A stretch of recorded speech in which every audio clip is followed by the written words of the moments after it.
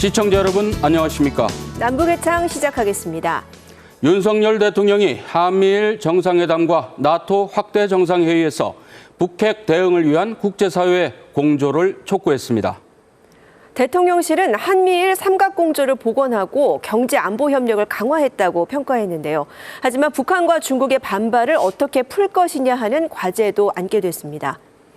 윤 대통령의 나토 정상회의 참석을 공개적으로 비판해온 북한은 코로나19 등 각종 어려움 속에 내부 단속을 강화해 나가고 있습니다. 네, 이슈엔 한반도 먼저 이번 주 한반도 상황 살펴봅니다. 러시아의 위협을 느끼고 있는 핀란드와 스웨덴을 새 회원국으로 받아들이기로 결정한 나토. 새 전략 개념인 2022 전략 독트린 발표는 더욱 주목을 끌었습니다. 우크라이나를 침략한 러시아를 가장 심각하고 직접적인 위협으로 재규정했습니다. 여기에 중국의 야망과 강압적인 정책이 나토의 이익과 안보에 도전이 된다며 처음으로 중국도 포함했습니다. 미국의 주도 아래 대중 포위 전략이 유럽까지 확대된 겁니다. China is not our adversary, but we must be clear-eyed about the serious challenges it represents. 나토 확대 정상회의를 계기로 4년 9개월 만에 한미일 정상회담도 열렸습니다. 핵심 의제는 역시 북한 문제로 고도화한 북한의 핵과 미사일 위협에 맞서 삼각공조를 강화하기로 했습니다. 북한의 핵미사일 위협이 고도화되고 국제정세 불안정성이 커진 상황에서 한미일의 협력의 중요성은 더욱 커졌습니다. 한국 정상으로는 처음으로 나토에 초청받은 윤석열 대통령은 자유와 평화를 강조하며 나토와의 협력 강화 의지를 밝혔습니다. 또 북한의 무모한 핵 개발 의지보다 국제사회의 비핵화 의지가 강하다는 것을 분명하게 보여줘야 한다고 강조했습니다. 북한은 윤 대통령의 나토 정상회의 참석에 대해 원색적인 비난을 쏟아냈습니다. 조선중앙통신은 학자의 기고문 형식으로 불구덩이에 두 발을 깊숙이 묻어둔 격이라고 했습니다. 중국은 거친 입장을 보였습니다. 放弃冷战思维，零和博弈，不要在搞乱欧洲之后，企图在搞乱亚洲、搞乱全世界。 중국 관영 환구시보는 특히 한국과 일본은 나토 정상회의에 참석해서는 안 된다. 나토를 아태 지역으로 끌어들이는 건 중국과의 전략적 상호 신뢰를 상하게 할 것이고 불가피하게 대가를 치러야 할 것이라고 경고했습니다. 우리한테 제일 중요한 안보는 북한의 핵 미사일 개발 위협이거든요. 여기에 대해서 중국이 하나도 안 해줬는데 중국이 한국 보고 이래라 저래라 내정 간섭을 하는 것은 도를 넘어도 한참 넘어선 없다고 저는 봐요. 이런 가운데 얼마 전 노동당 전원회의와 중앙군사위 확대회의를 소집했던 김정은 위원장이 이번엔 당 비서국 확대회의까지 열었는데요. 장기간의 제재와 코로나19 등 어려움이 겹친 상황에서 당과 내각 등 권력기구의 내부 기강을 다잡고 더 나아가 사회 통제를 강화하려는 의도로 보입니다. 노동당 본부청사에 비서국 간부들을 불러 모은 김정은 위원장. 활짝 웃는 얼굴로 회의를 시작했지만 점차 웃음기가 사라집니다. 4시간 가까이 이어진 마라톤 회의. 김 위원장은 당 규율의 집행과 감독체계 강화를 지시했습니다. 특히 불순분자와 간첩 색출을 담당하는 보위 분야 등의 지도를 강조해 주목됩니다.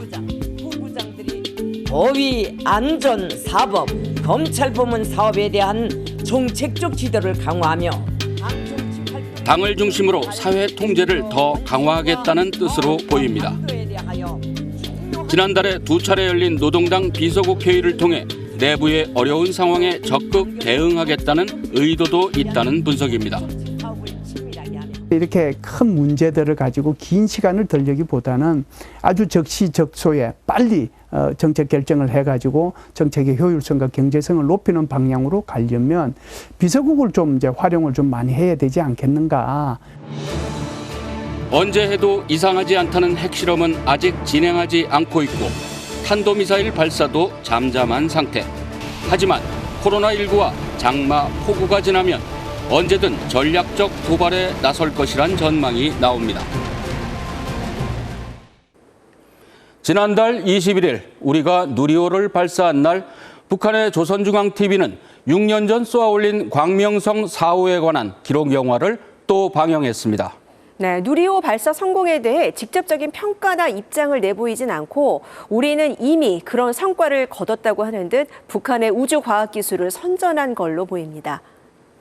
한편으론 한국형 발사체 누리호 발사 성공으로 대륙간 탄도미사일 ICBM과의 연관성에 대한 관심도 높아지고 있습니다. 네, 이슈엔 한반도 두 번째 주제로 누리호가 ICBM과 어떤 연관성이 있을지 또 북한의 위성 개발 수준은 어디까지 왔는지 알아봅니다. 우리가 지구 상공에 올린 성능 검증 위성에서 초소형의 큐브 위성 한 기가 모습을 보입니다. 초기 교신 상태는 다소 아쉬웠지만 발사체 성공에 이어 위성 분야에서도 의미 있는 성과를 거뒀고 우주 개발에 중요한 진전을 이룬 겁니다. 정찰 위성, 그리고 과학 위성, 그리고 초고속 통신 위성뿐만 아니라 우리 한국형 GPS 위성까지 이제 쏘을 쓰는 기반 기술을 갖게 됐는데 이번 8월에도 우리가 달 탐사선을 하나 쏴요. 달 궤도 고도 한 100km 위에서 달 궤도를 돌면서 달의 여러 가지 지역을 이제 촬영을 해서 후에 우리가 달 착륙을 하게 되면 어느 지역에 우리가 착륙을 해야 될지 이런 것들에 대한 정보를 얻겠다 하는 것이 지금 현재 목표입니다. 우주발사체 누리호는 대륙간 탄도미사일 ICBM과 생김새, 발사 원리 측면에서 꽤나 비슷합니다. 그래서 우리나라가 사실상 ICBM 기술을 확보한 것이란 평가도 나옵니다. 하지만 핵심 기술과 설계, 사용 목적이 달라 직접 호환할 순 없다는 설명입니다. 여기 모형을 가지고 설명하면 이제 상승 단계에서 이제 2단부가 여기 분리가 되죠. 이렇게 분리가 되면 여기 위성이에요, 위성. 요걸 우주 공간에 올리는 건데 이게 탄도미사일 가면 이게 2,000km 정점 고도에서 그냥 적국으로 날아가는 거예요. 우리가 얘기하는 이제 핵탄두를 거기에 실으면 재진입할 때 엄청난 열을 우리가 경험을 한다. 보통 수천 도시의 온도를 경험한다.